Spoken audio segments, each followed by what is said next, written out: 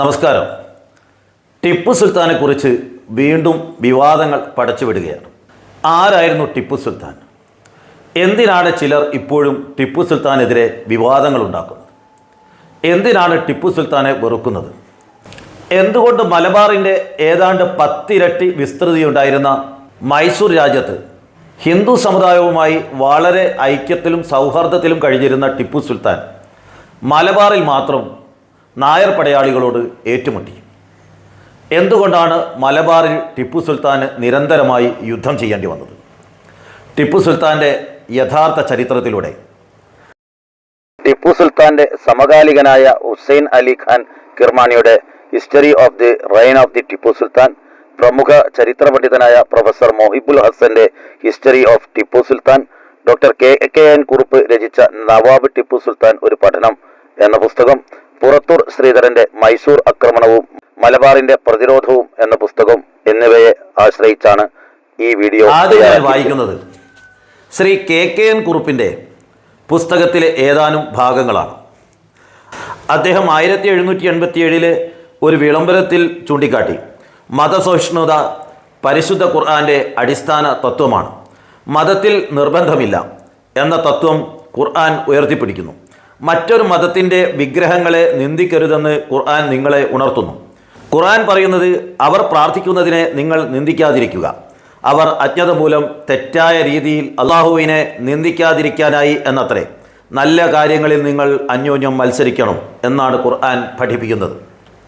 ഇനി മറ്റൊരു സ്ഥലത്ത് പറയുന്നു, സുൽത്താൻ 1785 മലബാർ ഗവർണർക്കയച്ച ഒരെഴുത്ത് വളരെ വിവാദമുണ്ടാക്കിയിരുന്നു.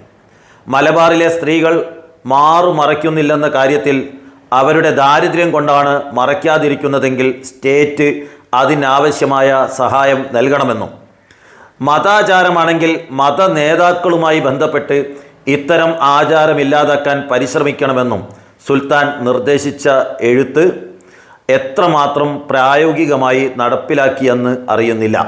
കുപ്പായമിടുക എന്നാൽ മതം മാറ്റം നടത്തുക എന്ന ഒരു ആശയം മലബാറിൽ പ്രചാരണത്തിൽ വന്ന പശ്ചാത്തലം ഇതായിരിക്കാം.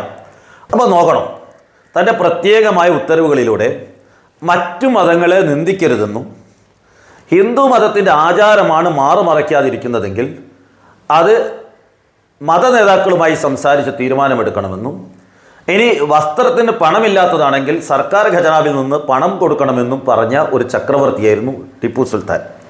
നമുക്ക് നങ്ങേലിയുടെ ചരിത്രം നമുക്കറിയാം.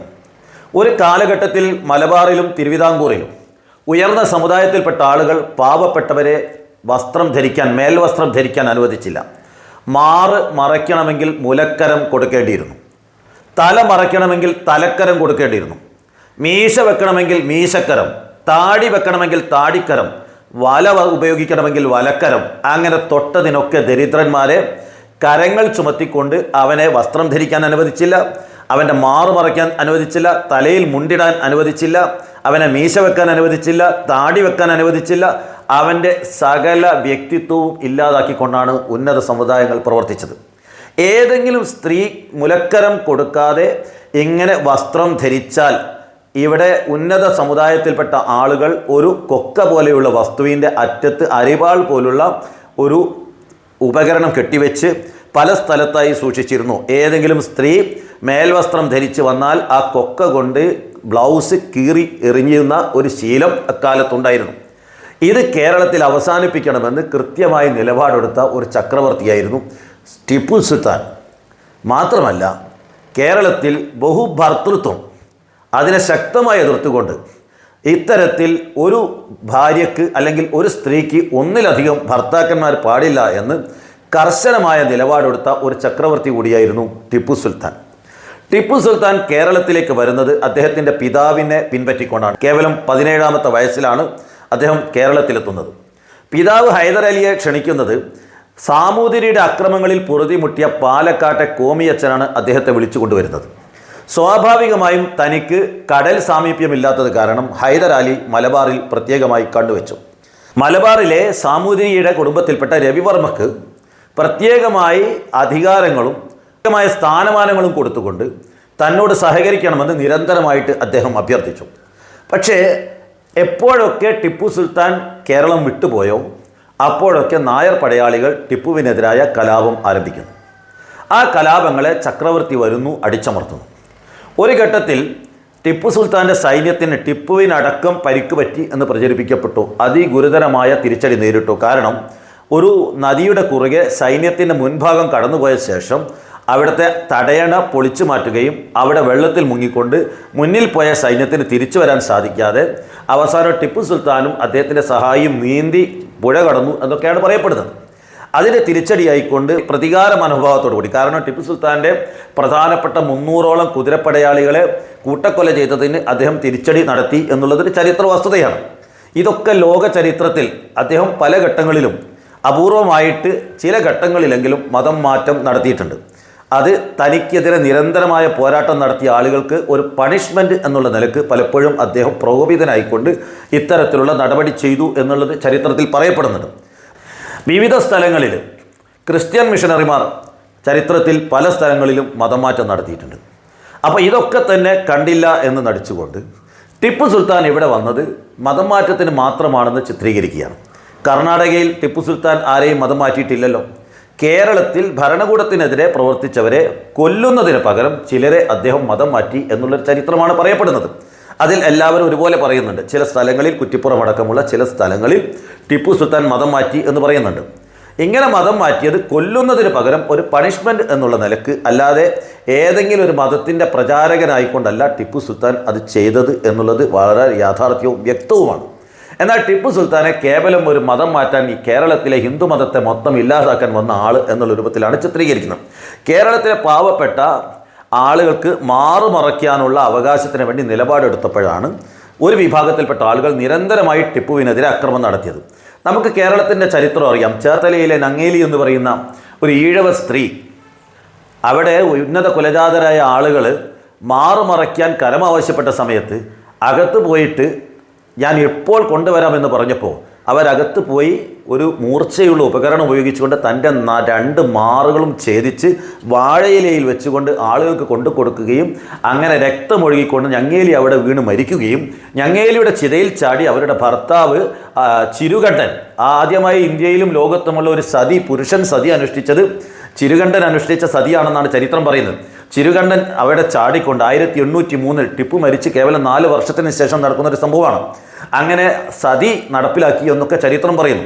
അപ്പോൾ ഈ കാലഘട്ടത്തിൽ കേരളത്തിൽ സ്ത്രീകൾക്ക് മാറുമറയ്ക്കാൻ അവകാശമില്ല. സ്ത്രീകളെ പരിപൂർണമായി ഒരു പ്രദർശന വസ്തുവായി പിന്നോക്ക വിഭാഗത്തിൽപ്പെട്ട ആളുകളെ ഇത്തരത്തിൽ അവഹേളിച്ചപ്പോൾ, അതിനെതിരെ നിലപാടെടുത്തപ്പോൾ, അതിന് പ്രതിയോഗികളായി അല്ലെങ്കിൽ അതിന് പ്രതികാരമായിക്കൊണ്ട് ആയുധമെടുത്ത ആളുകളെ ടിപ്പു സുൽത്താൻ ഒരു ഭരണാധികാരി എന്നുള്ള നിലക്ക് നിഷ്കരണം നടപടികൾ സ്വീകരിച്ചു. അത് യാഥാർത്ഥ്യമാണ്. അതെല്ലാ ഭരണാധികാരികളും, കേരളത്തിൽ മാർത്താണ്ഡവർമ്മ എന്താ ചെയ്തത്? തന്നെ എതിർത്ത ആളുകളെ നിഷ്കരണം കൂട്ടക്കൊല ചെയ്തില്ലേ? എത്ര ആളുകളെയാണ് കൂട്ടക്കൊല ചെയ്തത്?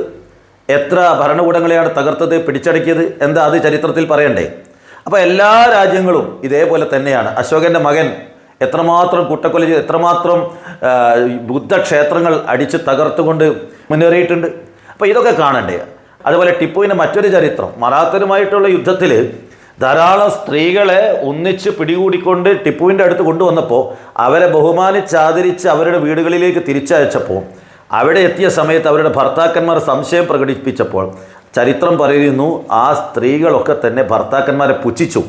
ടിപ്പു സുൽത്താൻ എത്ര മാന്യമായിട്ടാണ് തങ്ങളോട് പെരുമാറിയത്, പക്ഷേ നിങ്ങൾ ഞങ്ങളെ സംശയിക്കുന്നു എന്ന് പറഞ്ഞുകൊണ്ട് അവരെ പുച്ഛത്തോടു കൂടി സംസാരിച്ചു എന്നാണ് ചരിത്രം പറയുന്നത്. അപ്പോൾ ടിപ്പു സുൽത്താൻ ഒരു ജീവിതകാലം മുഴുവൻ സ്ത്രീകളെ ബഹുമാനിച്ച ആളാണ്. അദ്ദേഹം വെപ്പാട്ടികളെ കൂടെ കൊണ്ട് നടന്നിട്ടില്ല.